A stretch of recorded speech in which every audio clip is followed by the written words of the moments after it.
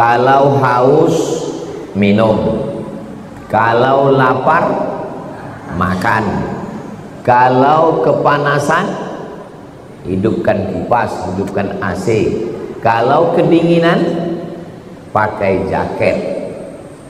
Selalu ada langkah antisipasi. Nah, yang mau kita hadapi ke depan ini apa? Yang akan kita hadapi nanti adalah yang pertama, sakaratul maut. Apa yang perlu kita siapkan untuk sakaratul maut ini? Banyak orang menghadapi pensiun udah siap. Saya Pak Ustadz untuk pensiun ini udah saya siapkan 100 pintu kos-kosan Pak Ustadz. Banyak betul Pak, baru pintunya aja Pak Ustadz. Yakin betul dia malaikat maut itu datang setelah pensiun. Tidak salah, tak ada salahnya orang yang menyiapkan ruko, menyiapkan kos-kosan. Bagus, tidak salah. Itu ikhtiar. Tapi tak banyak yang mempersiapkan untuk sakaratul maut. Siap-siap untuk pensiun, belum tentu jadi. Belum tentu. Bisa jadi sebelum pensiun sudah mati. Tapi mati ini tidak kita siapkan pun pasti mati. Yang paling pasti dalam hidup ini adalah mati. Apa yang kita siapkan untuk sakaratul maut itu? A'udzubillahi minasyaitonir rajim.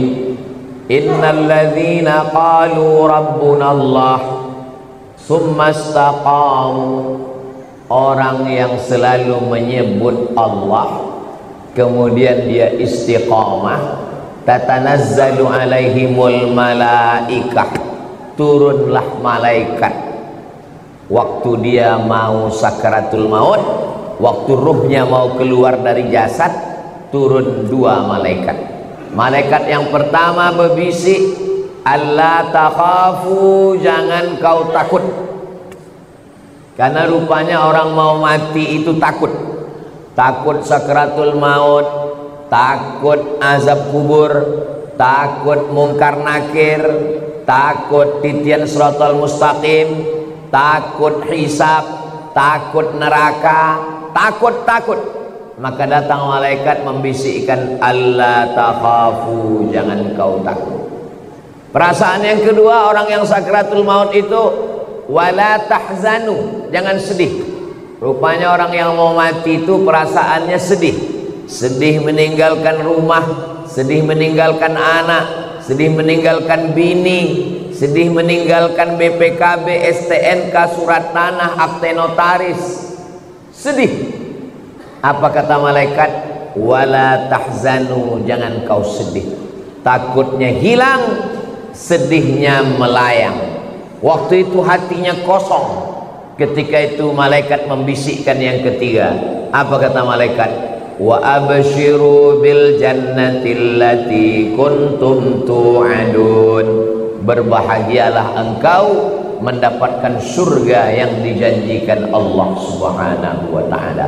Mudah-mudahan kita termasuk yang mati husnul khatimah insyaallah. Apa syaratnya? Apa syaratnya supaya kita dapat macam yang disebutkan dalam ayat ini? Syaratnya kata Allah, qalu rabbunallah tsumma istaqam. Istiqamah menyebut Allah. Bisa subhanallah, bisa alhamdulillah, bisa Allahu akbar, bisa la haula wala quwata illa billah. Afdalu dzikri fa'lam annahu la ilaha illallah. Makanya orang kalau dia ikut tarekat Naqsabandiyah, zikirnya Allah Allah Allah Allah Allah Allah Allah Allah Allah Allah. Alladzina yadhkuruna Allah, orang yang menyebut Allah qiyaman, waktu tegak, wa qu'udan, waktu duduk, wa ala junubihim, waktu berbaring. Duduk, tegak, berbaring, selalu mengingat Allah. Itu makanya melihat wajah di cermin menyebut Allah. Allahumma kama hassanta khalqi fahassin khuluqi. Masuk masjid menyebut Allah. Allahumma ftahli abwaaba rahmatik. Keluar masjid menyebut Allah. Allahumma inni as'aluka min fadlik. Masuk ke WC menyebut Allah. Allahumma inni a'udzubika minal khubuthi wal khaba'is. Mau tidur menyebut Allah. Bismika Allahumma ahya. Yang dibaca mau tertidur dia. Jadi kalau mau husnul khatimah, jangan berhenti menyebut Allah, Allah, Allah, subhanallah, walhamdulillah, la ilaha illallah, wallahu akbar. Macam mana sakitnya mati itu? Nabi Isra Mi'raj berjumpa dengan yang orang sudah mati beribu tahun. Sudah berapa lama kalian mati? Ribuan tahun. Macam mana rasanya mati itu?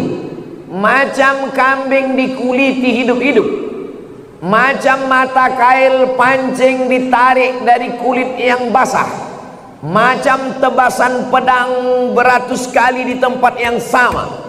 Makanya kita selalu berdoa dalam doa selamat, Allahumma hawwin alaina fi sakaratil maut. Ringankan kami waktu sakaratul maut. Tulis di YouTube itu sakaratul maut titik. Nampak nanti orang yang mati, pembawa acara TV mati, orang sedang pidato mati, yang paling banyak mati orang yang sedang angkat berat, rupanya tak tahan jantung itu mati, orang sedang jogging mati. Nah, jadi mati ini kapan saja bisa terjadi. Apakah orang yang mati semalam itu sehari sebelumnya sadar dia mau mati? Tidak. Tiba-tiba aja datang kematian itu. Waja'a, datang dia sakratul mauti bil haq. Dia datang tiba-tiba. Hari ini kita usap kepala anak yatim, besok pagi kepala anak kita diusap orang sebagai anak yatim. Hari ini saya bicara mati, bisa jadi belum selesai tausiah ini saya sudah mati. Maka jangan pernah takut cerita tentang mati, karena kita semua akan mati. Kita sekarang hidup, resiko hidup adalah mati. Takut hidup, takut mati, jangan hidup. Takut mati, jangan hidup. Takut hidup, mati saja. Karena ketika kita berani menghadapi hidup, berarti kita sudah berani menghadapi mati. Yang kita persiapkan itu adalah mati dengan husnul khatimah, insyaallah. Apa yang sering kita dengar, apa yang sering kita tengok, apa yang sering kita pikirkan, itulah yang akan datang waktu sakaratul maut. Telentang kita di masjid ini, maka yang kita tengok adalah alhamdulillah, alhamdulillah, alhamdulillahi rabbil alamin. Itu maka kaligrafi ditulis di dinding. Supaya apa? Supaya mata menengok. Kalau bawa mobil dari Makkah ke Madinah, dari Makkah ke Jeddah, di pinggir jalan, subhanallah walhamdulillah, la ilaha illallah, wallahu akbar. Kenapa di pinggir jalan itu ditulis? Supaya kalau mati husnul khatimah. Beda tempat kita, di pinggir jalan yang tulis iklan es krim sama skincare. Makanya matinya bukan menyebut Allah, kredit. Apa yang sering kita dengar, apa yang sering kita tengok, apa yang sering kita pikirkan, itulah yang akan datang waktu sakaratul maut. Ada orang koma di masjid di Rumah Sakit Cipto Mangunkusumo Jakarta. Koma, belum titik lagi, masih koma, tidak sadar-sadar. Kata dokter, bawa orang ini ke rumah karena sudah tak ada harapan hidup. Ini tinggal menunggu aja lagi. Obat sudah tak ada sampai masanya mati ini nanti. Akhirnya anak istrinya pun dah menyiapkan mau bawa pulang ke rumah. Begitu mau dibawa pulang ke rumah, tiba-tiba duduk dia. Dokter pun terkejut, anak bininya pun terkejut. Kok sadar dia lagi? Akhirnya ditanyalah orang ini, "Bapak kan koma?" "Iya." "Di dalam koma itu apa yang Bapak rasakan?" "Aku tak ingat apa-apa." "Terus kenapa tiba-tiba sadar?" Tiba-tiba datang Ustadz Somad. Apa kata dia? Ditanyanya saya, "Kapan kau buat tabligh akbar?" Akhirnya saya pun terduduk. Pokoknya nanti kita buat tabligh akbar di kampung. Akhirnya dibuatnya lah acara di tepi Danau Maninjau. Nama acaranya Pulang Basamo. Akhirnya saya datangi bapak ini, dia dari Jakarta. "Apa betul Bapak koma di rumah sakit Cipto Mangunkusumo?" "Betul Pak Ustadz." "Terus dalam koma itu apa yang Bapak rasakan?" Tiba-tiba Ustadz datang bertanya ke saya, "Kapan tabligh akbar?" Itulah saya duduk sadar tuh. Lama saya menung. Jangan-jangan aku ini udah wali. Dua gendangnya, kalau tak wali murid, wali kelas. Saya ini orangnya rasional. Saya selalu penasaran, kenapa bisa saya datang ke dalam komanya itu. Lalu saya tanya dia, "Bapak kalau pagi apa yang Bapak lakukan?" Saya hidupkan handphone, saya dengar tonton YouTube Ustadz. "Oh." "Kalau Bapak sampai di tempat kerja apa yang Bapak lakukan?" "Kalau sedang kosong saya tonton lagi YouTube Ustaz." "Kalau Bapak mau tidur malam apa yang Bapak lakukan?" "Sebelum saya tidur yang terakhir saya tonton adalah YouTube Ustaz."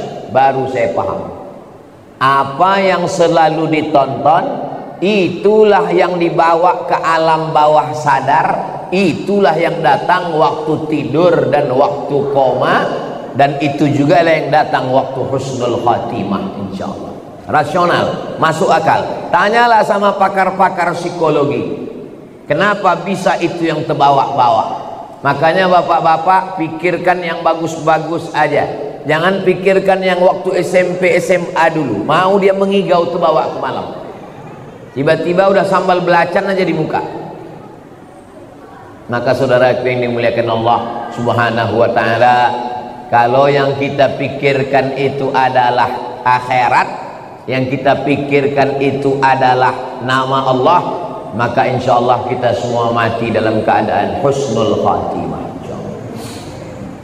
Nah, ruh kita keluar dari hembusan. Makanya orang yang mati itu biji matanya terbuka. Semua orang yang mati biji matanya terbuka. Apa yang ditengok waktu mata terbuka? Yang ditengok itu adalah ruh keluar dari mulut dan hidung. Dulu ruh itu masuk ke dalam jasad ini dihembuskan. Wa nafakhtu fihi min ruhi, aku hembuskan ruh. Rahaya ruhu, pergi berhembus.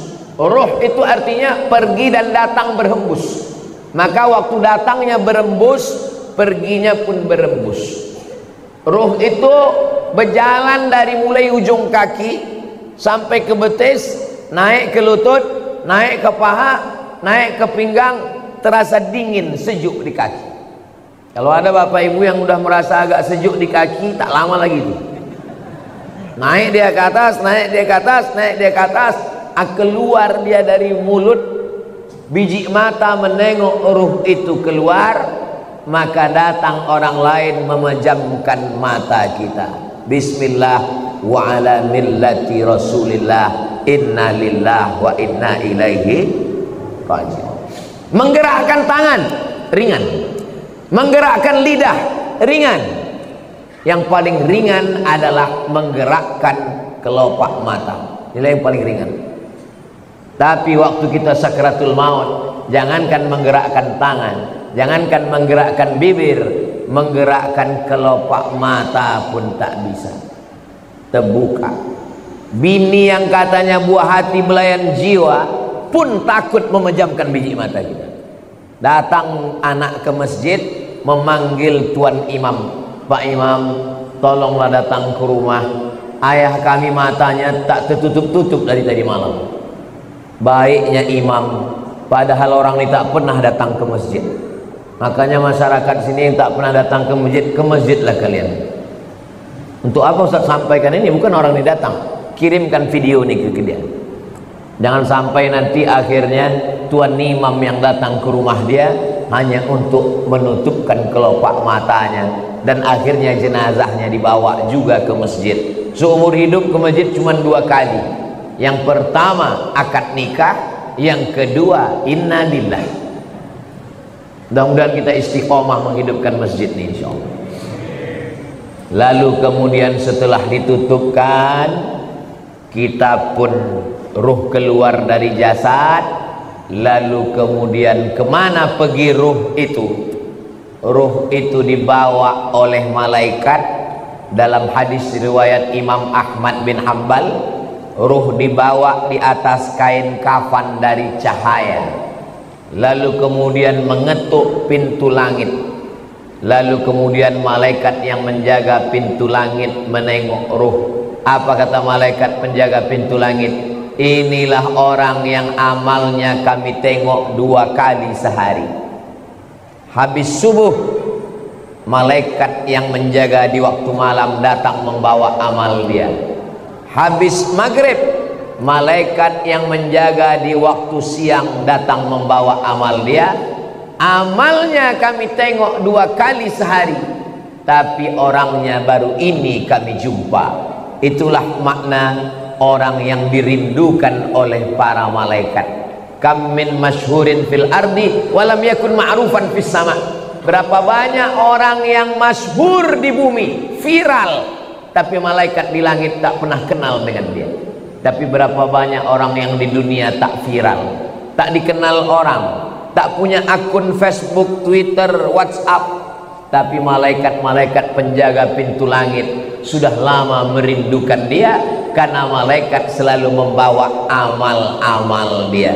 Mudah-mudahan amal-amal kita termasuk yang selalu lalu lalang di lalu lintas langit, dan orangnya masih di bumi, masyhur di bumi, masyhur juga di langit. Tak perlu masyhur di bumi, yang penting masyhur di antara malaikat penjaga pintu langit insyaallah. Amin ya rabbal.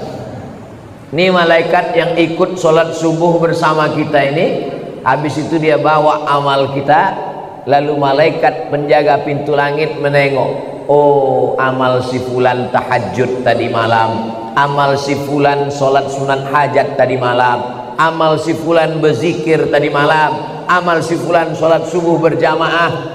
Amalnya ditengok malaikat tiap hari, tapi orangnya masih berjalan di atas muka bumi sampai akhirnya kita pun mati. Lalu ruh itu dibawa oleh para malaikat. Kenapa ada orang yang waktu penutup mukanya dibuka tersenyum? Kata Ustaz Somad, mati itu sakit. Kenapa ada orang yang mati tersenyum? Karena sebelum dia mati, malaikat mengepakkan sayapnya, lalu di sayap itu dia sudah menengok tempatnya di surga. Begitu nampaknya tempatnya di surga, tersenyum dia. Saat dia tersenyum itulah malaikat mencabut nyawanya. Maka ada yang mengalahkan sakit. Yang mengalahkan sakit adalah menengok tempat di surga. Mudah-mudahan kita termasuk orang yang menengok tempat kita sebelum kita mati. Ustaz Somad sudah pernah menengok tempat Ustaz di surga?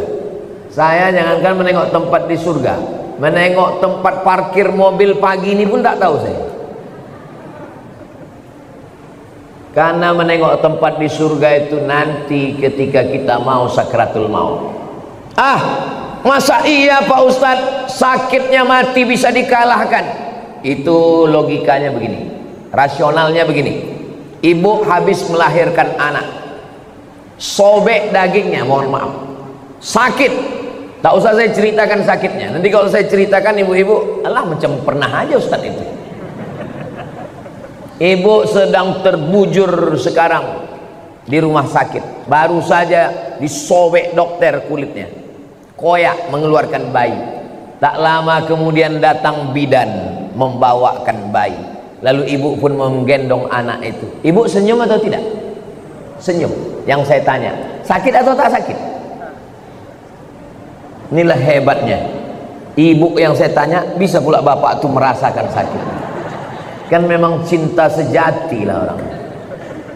Ibu itu baru saja melahirkan anak, nyawa taruhannya, koyak dagingnya, tapi menengok anak tersenyum dia. Begitulah mati itu. Sakit, tapi sakitnya kalah. Kenapa? Karena menengok tempat di surga, ditunjukkan Allah. Itu salah satu tanda husnul khatimah. Orang yang husnul khatimah itu irqul jabin. Irqul jabin, berkeringat jabin di atas kening atasnya. Kenapa? Kenapa orang yang mati husnul khatimah itu berkeringat di atas jabin ini? Karena malu. Biasanya orang kalau malu kan merah wajahnya karena tersipu malu. Maka orang yang meninggal menengok tempatnya di surga, malu dia karena amalnya tak seberapa. Aku amalku rasanya tak seberapa, kenapa besar kali balasan yang kau kasih ya Allah. Maka salah satu tandanya adalah irqul jabin, keluar macam keringat kecil di atas. Tapi jangan pula gara-gara ini biar supaya suami ibu disangka husnul khatimah, begitu mati langsung semprotkan air ke keningnya. Itu tak usah dibuat-buat, serahkan aja kepada Allah Subhanahu wa ta'ala. Ini yang saya sampaikan ini menurut hadis-hadis yang sahih, supaya kita bersiap-siap. Maka jangan lupa berzikir. Zikir ini banyak kali Pak Ustadz. Kata guru saya Syekh Umar Al-Ma'ruf Ali, dia keturunan dari Syekh Muhammad Tayyib. Syekh Muhammad Tayyib ini murid langsung dari Syekh Muhammad bin Abdul Karim Samman dari Madinah. Kata dia, Abdul Somad, kalau kau payah memilih-milih zikir yang banyak, kau amalkan aja 3. Yang pertama istighfar, yang kedua solawat, yang ketiga la ilaha illallah. Istighfar itu membersihkan cawannya. Ini cawan kotor, kalau dituang air zam-zam ikut jadi kotor. Bersihkan dulu, membersihkan cawannya dengan istighfar. Astaghfirullahaladzim, astaghfirullahaladzim, astaghfirullahaladzim, astaghfirullahaladzim, astaghfirullahaladzim. Bisa 100 bagus, bisa 200 bagus, bisa 1000 bagus. Setelah istighfar, baru kemudian wangikan dia, harum semerbak. Mewangikannya itu sholawat. Allahumma salli ala Sayyidina Muhammad wa ala ali Sayyidina Muhammad. Allahumma salli ala Sayyidina Muhammad wa ala ali Sayyidina Muhammad. Setelah dia wangi, barulah kau tuangkan air. Airnya itu adalah afdhalul dzikri fa'lam annahu la ilaha illallah. Ini masalah zikir ini, jangan karena mau ngejar cepat lalu bunyinya tak jelas. Astaghfirullahaladzim, astaghfirullahaladzim, astaghfirullahaladzim. Ada orang beristighfar pakai lagu. Astaghfirullah Rabbal baraya. Bagus, tak salah. Ada orang istighfar pakai suara. Astaghfirullahaladzim, astaghfirullahaladzim, astaghfirullahaladzim. Bagus. Saya Pak Ustadz lebih khusyuk kalau dalam hati. Bagus. Masalah berzikir ini, zikir kuat bagus. Jangan gara-gara zikir kuat sama zikir pelan berkelahi di masjid. Berkelahi antara zikir kuat dengan zikir pelan di masjid, sampai cerita tuh keluar masjid. Apa kata orang luar masjid? Untung kita tak ke masjid. Coba kalau kita ke masjid berkelahi kan?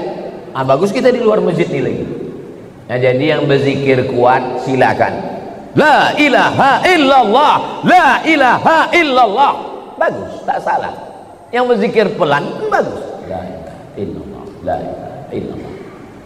Zikir kawan pelan, kita mau kuat, kita paksakan dia, kita ke telinga dia. La ilaha illallah.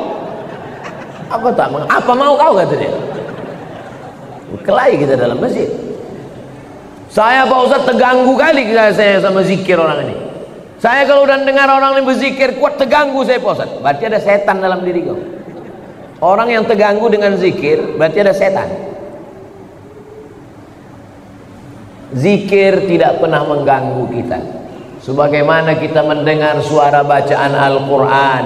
Kalau ada orang terganggu mendengar bacaan Al-Quran, itulah makna ruqyah. Di ruqyah dia biar keluar hantu setan dari dalam diri. Habis sakratul maut selesai, lalu kemudian kita pun masuk ke liang lahat. Tapi tadi ruhnya udah diangkat ke langit Pak Ustadz. Waktu jasad masuk ke liang kubur, maka ruh turun balik, dimasukkan Allah ke alam kubur untuk menjawab pertanyaan malaikat Munkar Nakir. Iya, kalau jasadnya masuk kubur, kalau matinya diterkam singa, kalau matinya di sungai Amazon dimakan ikan piranha 1000 ekor, kemana pergi ruhnya? Kalau matinya tabrakan beruntun hancur macam daging kena blender, kemana pergi ruhnya? Maka nama alamnya adalah alam barzakh. Dia tidak disebut dengan dunia karena dia sudah mati. Dia tidak disebut dengan akhirat karena dunia masih ada. Pemisah antara dunia dengan akhirat namanya alam barzakh. Tengok dalam surat Ar-Rahman, bainahuma barzakhul la yabghiyan. Jadi ruh yang sudah diangkat ke langit diperkenalkan ke malaikat, diturunkan balik masuk ke dalam jasad untuk menjawab pertanyaan Munkar Nakir. Setelah itu ruh dalam genggaman kudrat iradat kuasa Allah Subhanahu wa ta'ala, maka ruh menantikan amal yang mengalir. Apa yang perlu kita siapkan? Yang perlu kita siapkan yang pertama, ilman 'allamahu wa nasyara. Ketika di alam barzakh disebut alam kubur, yang kebetulan ada kuburnya. Kalau kebetulan tak ada kuburnya, alam barzakh, mati hanyut, mati tabrakan, mati hilang, maka alamnya alam barzakh. Selama di alam barzakh itu apa yang mengalir? Yang pertama mengalir adalah ilman 'allamahu wa nasyara. Ustadz Marsofwan ceramah, ada program subuh, apa namanya Ustaz? Pejuang Subuh Nongsa, dilanjutkan oleh anak-anak pejuang Subuh Nongsa, mengalirlah pahalanya ke beliau.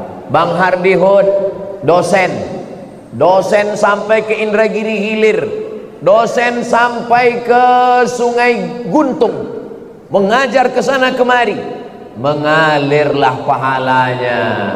Ustadz, tapi kami ini tak ustadz, kami ini bukan buya, kami ini bukan profesor Pak Ustadz, ilmu apa yang mengalir?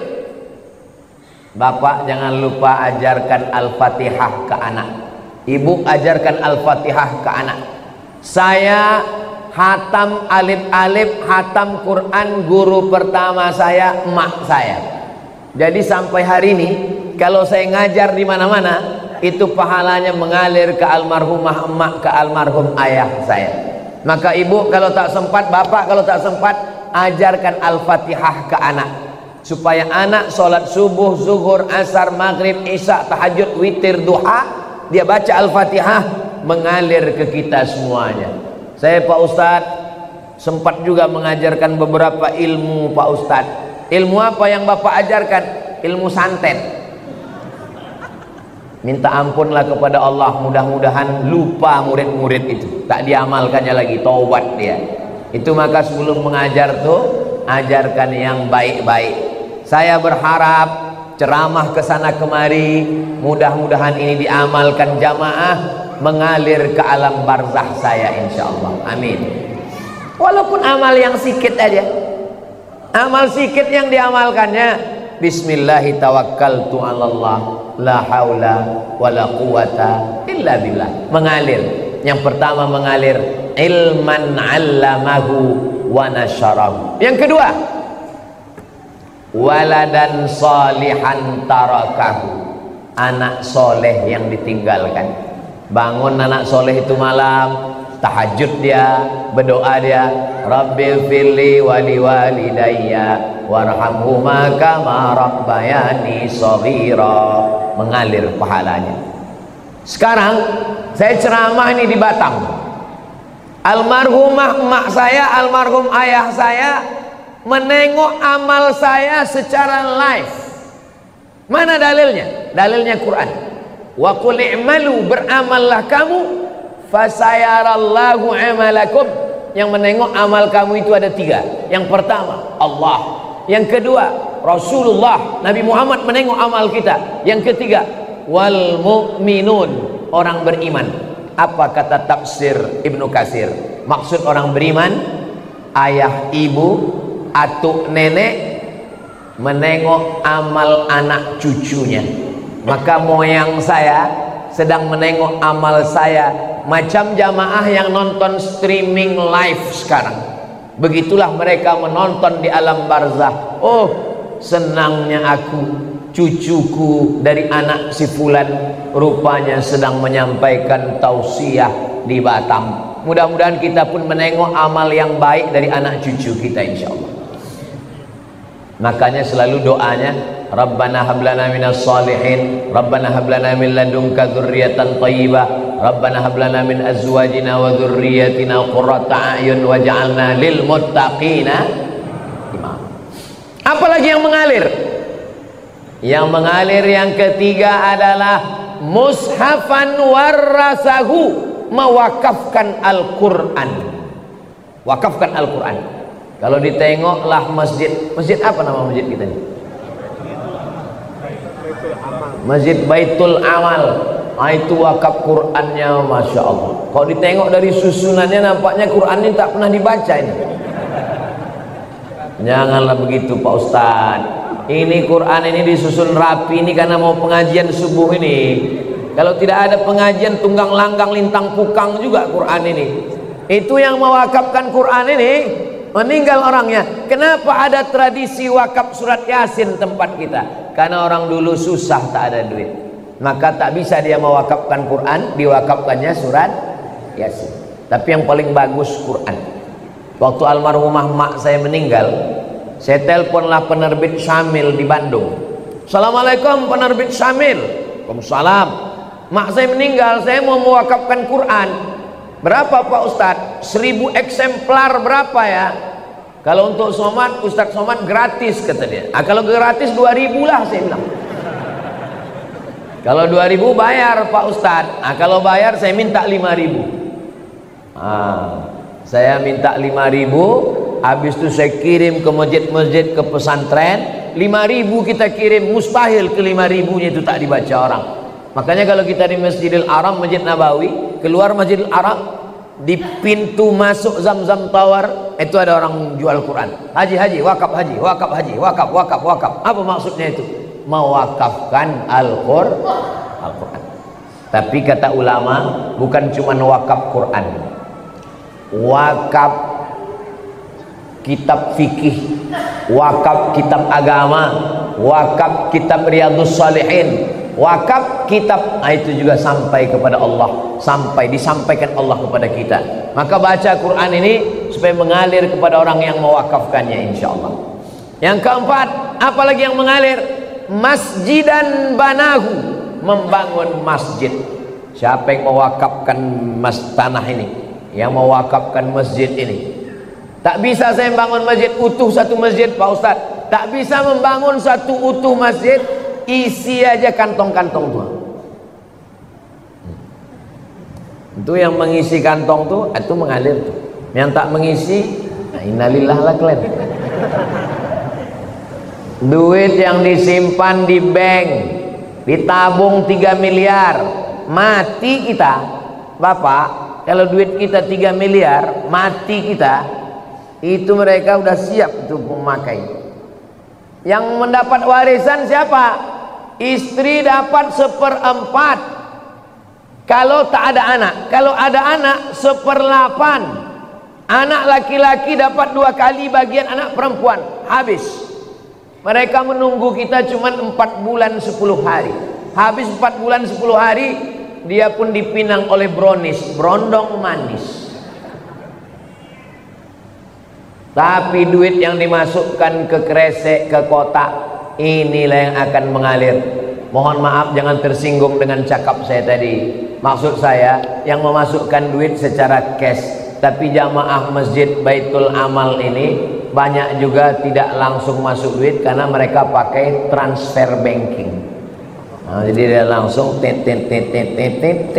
Habis terkirim baru dia menangis. Kalau ditanya, kok menangis kenapa? Teringat ceramah Ustaz Somad tadi? Tidak, salah ketik aku tadi.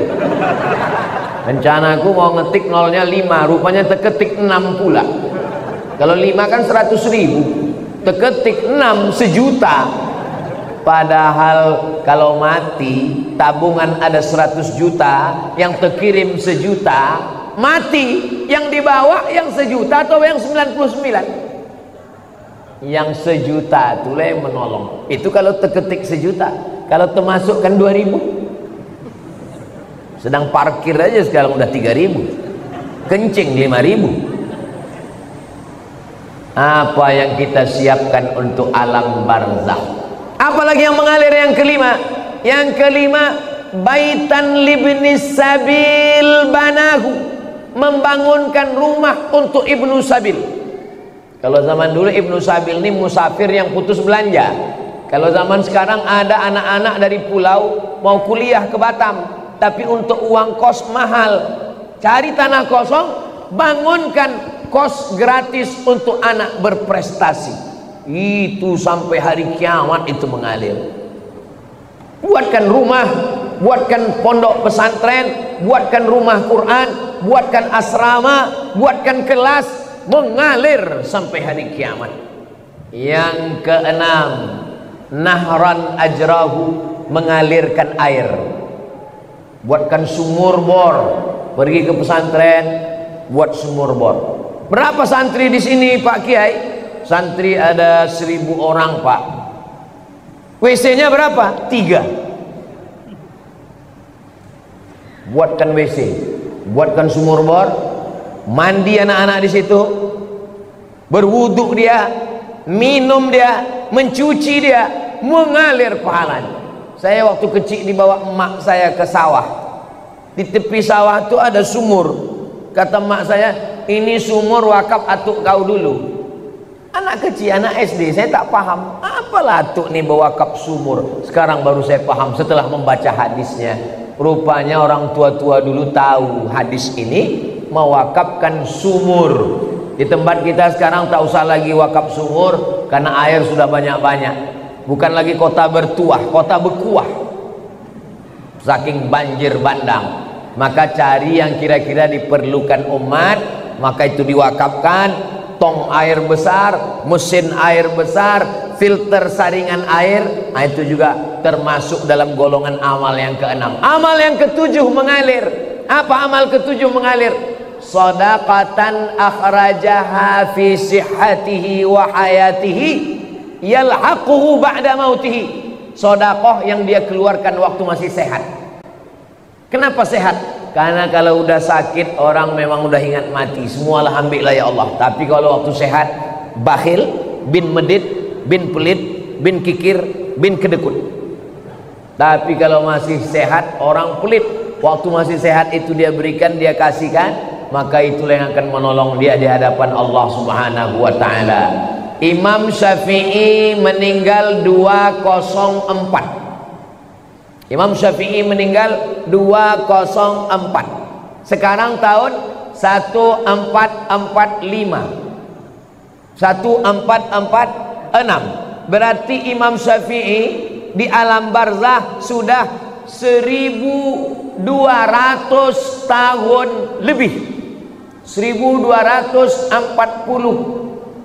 sekian tahun lebih. Sedangkan umur Imam Syafi'i di dunia cuman 54 tahun. Lahir di Gaza, Palestina 150, meninggal di Mesir tahun 204. Di dunia cuman 54 tahun, di alam barzah 1200 tahun. Imam Al-Ghazali meninggal 505. Sekarang udah 1446. Berarti di alam barzah sudah hampir 1000 tahun. Maka kita ini lebih lama di dunia atau di alam barzah? Lebih lama di alam barzah. Apa yang sudah kita siapkan? Alhamdulillah. Bagi bapak ibu yang sudah menyiapkan 7 amal tadi, alhamdulillah. Saya alhamdulillah Pak Ustadz 7-7-nya udah siap, alhamdulillah. Saya Pak Ustadz baru 5 Pak Ustadz, alhamdulillah. Saya Pak Ustadz 1 pun belum, innalillah. Saya cuma bisa lewat ceramah. Tapi kalau Bang Hardi Hud jadi wakil wali kota dengan Cak Nur, itu ke-7 ini bisa dilaksanakan insya Allah, amin. Yang pertama, apa tadi yang pertama ya? Yang pertama adalah ilman 'allamahu wa nasarahu. Programnya sekolah mudah. Bisa. Guru fisika PNS, guru matematika PNS, guru kimia PNS, guru ngaji honorer. Coba angkat Honda. Kenapa tak Yamaha Pak Ustadz? Honda itu maksudnya honor daerah. Yang selama ini honornya 300.000, gajiannya 6 bulan sekali, dipotong sunat masal. Kenapa tidak dikasihkan dia pakai APBD? Bisa. Bisa apa tak bisa? Bisa. Saya ketemu dengan Bupati Morowali, Sulawesi Tengah. Bupati Morowali selama jadi bupati mengirim anak Morowali 70 orang ke Yaman, Tarim atau mau. Bisa. Pas makan dengan bupati saya tanya, betul Pak Bupati mengirim 70 anak ke Yaman? Betul Pak Ustadz. Bapak tanggung semua, ongkosnya, asramanya, kuliahnya, makannya, bersih semua ditanggung APBD. Dari mana duitnya Pak? Dari APBD dan dari Basnas. Bisa Pak Ustadz. Apa Bapak nggak takut ditangkap KPK? Saya sudah dipanggil Pak Ustadz. Pas dipanggil ditanya, kenapa banyak uang? Pendidikan adalah tanggung jawab negara. Nggak ditangkap Bapak? Sampai sekarang belum Pak Ustadz. Ini masalah keberanian aja. Untuk apa punya kekuasaan kalau tidak dipakai untuk amal jariah? Ilman 'allamahu wa nasarahu. Bisa. Mushafan warasahu, mewakafkan mushaf, sangat bisa. Seluruh masjid dan musalla mendapatkan subsidi buku-buku fikih, akidah, akhlak, Quran, tafsir. Bisa pakai tanda tangan. Nah, bisa. Kalau saya ceramah, berapa masjid lah yang bisa saya isi? Tapi kalau tim UAS ini kita dudukkan, maka insya Allah amal jariah ini kita pun juga akan mendapatkannya insya Allah. Amin ya Rabbal. Jadi kalau ada orang mengatakan jangan bicara politik, di masjid hanya membahas tentang masalah zikir saja, sholat saja, habislah umat kita diambil orang. Umatnya umat kita, tapi suaranya diambil orang. Sama macam susu sapi. Kata orang susu kambing, padahal susu sapi. Sapi punya nama, sapi punya susu, kambing punya nama. Saya tidak mau begitu. Jamaah di mana-mana saya arahkan. Masalah dia mau dengar tidak dengar, yang penting saya sudah sampaikan. Kalau tuan pergi sholat Jumat, jangan lupa bawa kain. Kalau sudah ada tim Ustadz Somad, jangan lagi pilih yang lain.